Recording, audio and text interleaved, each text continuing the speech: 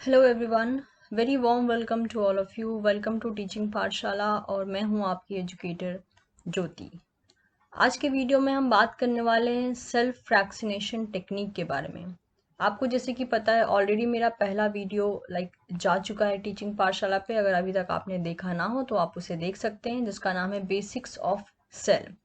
Second part आप इसको consider कर सकते हैं, जिसमें मैं उसी बेसिक्स को आगे बढ़ा रही हूँ, जिसमें कि एक टेक्निक हमें डील करनी पड़ती है जिसका नाम है सेल्फ फ्रैक्शनेशन।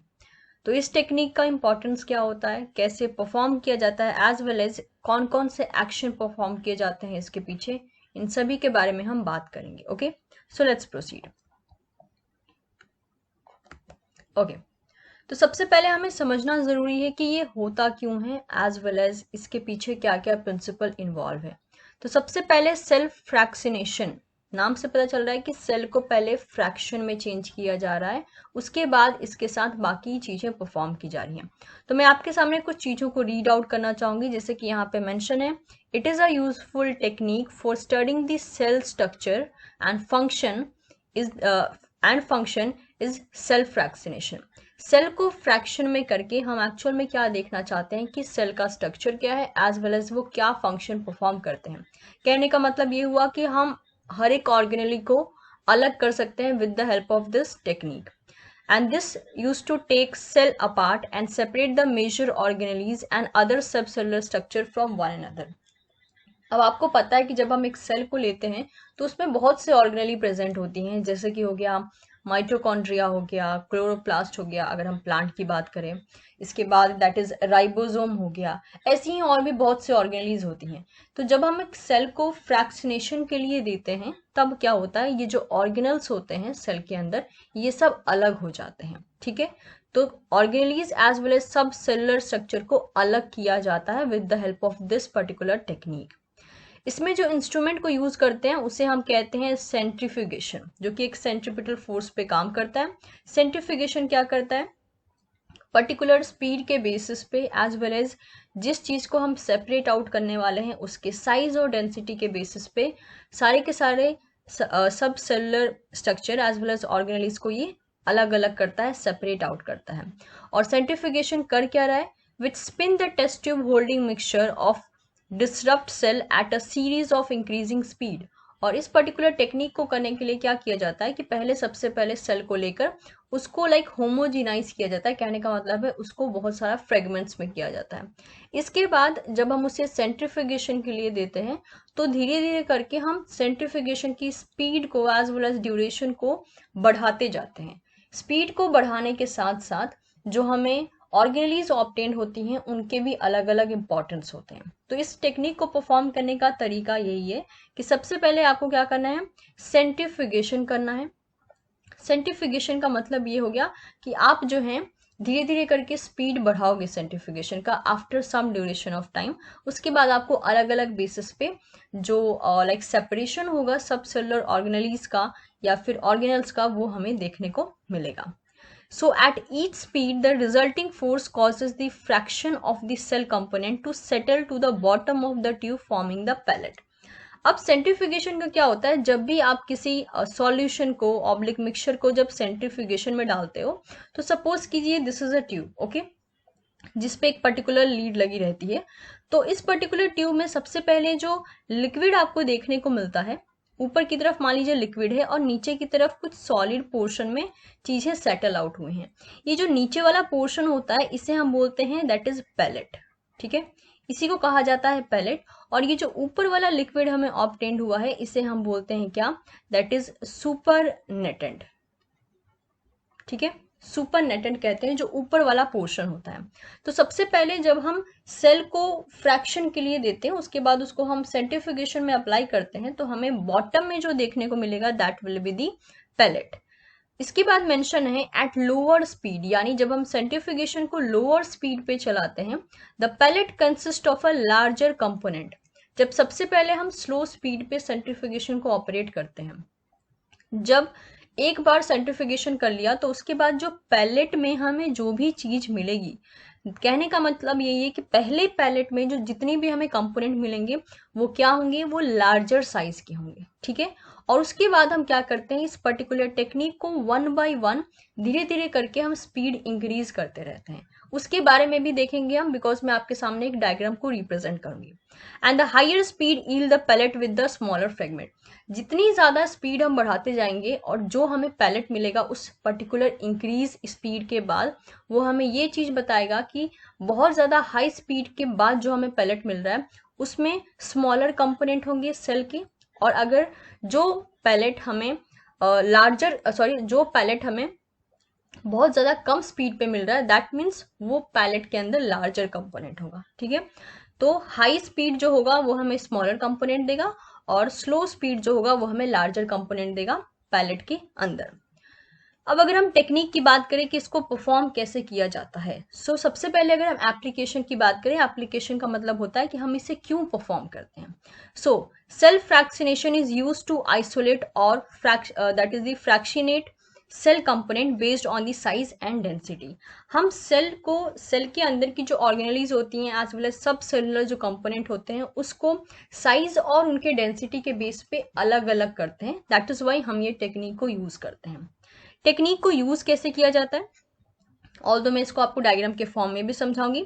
टेक्निक को यूज करने का सिंपल फंडा है, that is cell are homogenised in a blender to break them. सबसे पहले सेल को एक ब्लेंडर में क्या किया जाता है, होमोजिनाइज किया जाता है, मतलब उनको बहुत ही स्मॉल स्मॉल फ्रेगमेंट में आप कह सकते हो कि ब्रेक किया जाता है, ठीक है। द रिजल्टिंग मिक्सचर, क्योंकि अब सारा का सारा जो भी लार्ज साइज का सेल था अब वो ब्लेंडर में क्या हो गया, ब्लेंडर में जाकर एक साइज के हो गए हैं सबके सब। अब ये जो मिक्सचर हमें ऑब्टेन हुआ है इसको हम सेंट्रीफ्यूगेशन के लिए दे देते हैं, यानी सेंट्रीफ्यूगेशन मशीन में हम इसे बैठा देते हैं।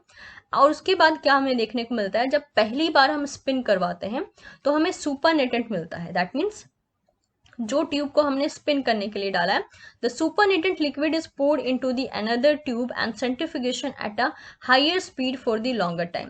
This process is repeated several times and this differential centrifugation result in the series of pellet each containing a different cell component. हर एक स्टेप के बाद हमें सुपरनेटेंट मिलेगा और पैलेट मिलेगा। जो पैलेट मिलेगा ये बताएगा कि भाई अगर वो लो स्पीड पे सेंट्रीफ्यूगेशन किया गया तो हमें लार्जर कंपोनेंट मिलेगा, हाई स्पीड के सेंट्रीफ्यूगेशन के बाद जो पैलेट मिल रहा है उसमें हमें स्मॉल साइज का कंपोनेंट मिलेगा। इसी बेसिस पे सारे के सारे पोर्शन को कवर अप किया जाता है, सारा का सारा सेल्फ फ्रैक्शनेशन टेक्निक को यूज किया जाता है। चलिए अब इसको हम डायग्राम की हेल्प से समझते हैं। So this is a diagram in front of you जो आपको बता रहा है कि सेल्फ फ्रैक्शनेशन टेक्निक कैसे किया जाता है। So let's proceed. तो सबसे पहले हमने क्या किया, एक टिश्यू लिया, ठीक है, टिश्यू को हमने ट्यूब में डाला, उसके बाद हमने इसमें क्या किया, ब्लेंडर की हेल्प से इसको होमोजिनाइज कर दिया, ठीक है। ब्लेंडर की वजह से ये होमोजिनाइज हो गया, मतलब कि ये होमोजिनेटेड आपके सामने मिक्सचर आ गया, यानी सबके सब सेल इक्वल, आप कह सकते हो इक्वल साइज में डिवाइड हो गया। अब ये जो होमोजिनाइज जो मिक्सचर आया है हमारे पास सेल का, उसको हमने क्या किया, सबसे पहले वाले सेंट्रीफ्यूगेशन स्टेप के लिए डाला। पहले वाले सेंट्रीफ्यूगेशन को परफॉर्म करने का कंडीशन क्या है, सेंट्रीफ्यूगेशन करना है at 1000 G, that is the 1000 times the force of gravity. Okay, 1000 G पे क्या करना है, इसको 10 मिनट के लिए हमें स्पिन करवाना होता है सेंट्रीफ्यूगेशन में। अब क्या होता है, इसके बाद हमारे पास कंडीशन क्या आती है कि हमारे पास सुपरनेटेंट है और पैलेट है, ठीक है। यानी हमारे पास ऊपर वाला लिक्विड भी मिलता है हमें, ये हो गया आपका सुपरनेटेंट, ये हो गया आपका पैलेट। तो सुपरनेटेंट और पैलेट हमारे पास आ जाता है। यहाँ पे जो हमें पैलेट मिलता है, मेक श्योर यहाँ से क्वेश्चन कैसे आते हैं कि कौन से टाइम पे कौन से पैलेट में क्या प्रेजेंट था। जो पहली बार सेंट्रीफ्यूगेशन के बाद जो हमें पैलेट मिलता है उसमें जो सबसे पहले कंपोनेंट हमें देखने को मिलता है वो होता है nuclei as well as cellular debris. यानी सबसे स्लो स्पीड पे 10 मिनट के लिए जो हमने सेंट्रीफ्यूगेशन किया उसके बाद जो हमें पैलेट मिला उसमें हमें nuclei as well as cellular debris मिलेगा। अब इसके बाद हम क्या करते हैं, पैलेट को एज इट इज रहने देते हैं, ये जो सुपरनेटेंट है इसको हम ट्रांसफर कर देते हैं किसी और ट्यूब में, ठीक है। तो हमने सुपरनेटेंट को क्या किया, supernatant is poured into the next tube. Make sure हमने सुपरनेटेंट को लिया है, पैलेट को नहीं लिया है। सुपरनेटेंट को हमने क्या किया, अगले ट्यूब में लिया और अगले ट्यूब में लेने के बाद इसकी स्पीड देखिए कितनी रखी है हमने, that is 20,000 G, that is for 20 minutes. तो इसको 20,000 जी पे क्या किया गया, 20 मिनट्स के लिए इसको फिर से स्पिन किया गया सेंट्रीफ्यूगेशन मशीन में। इसके बाद क्या आता है, इसके बाद भी सेम सिनारियो मिलता है, कौन सा, कि यहाँ पे भी हमें देखने को मिलता है सुपरनेटेंट एज वेल एज यहाँ भी देखने को मिलता है पैलेट। ओके, ये मिल गया पैलेट और ये जो ऊपर वाला लिक्विड है दैट इज दी सुपरनेटेंट। अब यहाँ पे जो पैलेट मिला, आप देख रहे हैं हर एक स्टेप के साथ स्पीड बढ़ाते जा रहे हैं हम। पहले 1000 था, अब हमने 20,000 कर दिया। तो इस बार जो हमें पैलेट मिला है, that pellet will rich in mitochondria and chloroplast if the cell are from the plant. तो इस स्टेज पे that is at the speed of 20,000 that is for the 20 minutes, इस स्पीड पे अगर एनिमल सेल की बात करें तो हमें माइटोकॉन्ड्रिया मिलता है, और प्लांट सेल की बात करें तो इस टाइम पे पैलेट में हमें क्लोरोप्लास्ट मिलता है। यानी this particular time and speed is specific for obtaining mitochondria and chloroplast in the pellet segment. अब इसके बाद क्या करते हैं, सेम प्रोसेस रिपीट करते हैं। सुपरनेटेंट को वापस से थर्ड ट्यूब में डाल दिया, ठीक है, सिर्फ सुपरनेटेंट को, ऊपर वाले लिक्विड को थर्ड ट्यूब में डाल दिया। इसके बाद क्या किया गया, अगेन देख रहे हैं आप, स्पीड को फिर से बढ़ा दिया गया, इस बार 80,000 कर दिया गया। 80,000 को for this 60 minute that means 1 hour के लिए स्पिन किया गया। इसके बाद क्या देखने को मिला, फिर से हमें यहाँ पे कुछ पैलेट ऑब्टेन हुआ। ओके, इस पैलेट में जो चीजें पाई जाती हैं उन्हें हम बोलते हैं माइक्रोजोम। इस वक्त में जो हमें पैलेट ऑब्टेन हुआ है, जैसे कि मैंने बताया, इसमें हमें मिलता है माइक्रोजोम। माइक्रोजोम एक्चुअल में क्या है, it is a piece of plasma membrane and cell internal membrane. Okay, तो जो 80,000 की स्पीड थी दैट इज फॉर 60 मिनट्स, इसमें हमें मिलता है पैलेट में माइक्रोजोम। इसके बाद हम क्या करते हैं, वापस से जो ऊपर वाला पोर्शन था जिसे हम कह रहे थे सुपरनेटेंट, इसे हम वापस से लेकर किसी और ट्यूब में ट्रांसफर कर देते हैं, और उसके बाद हम इस ट्यूब में सुपरनेटेंट को ट्रांसफर करने के बाद जो स्पीड सेट करते हैं वो है कितना, आप देख सकते हैं, दैट इज 150,000 है speed, and that is for the 3 hours.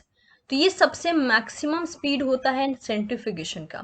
और इसके बाद जो पैलेट में हमें मिलता है दैट इज दी राइबोसोम।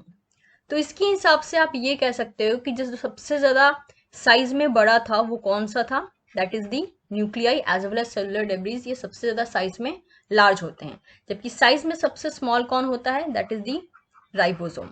और इसी के बेसिस पे, जैसे कि हमने क्या कहा था कि अगर स्लो स्पीड है, स्लो स्पीड पे क्या मिलेगा, हमें लार्जर फ्रेगमेंट मिलेगा। कहाँ पे मिलेगा, that is in the pellet section, ठीक है।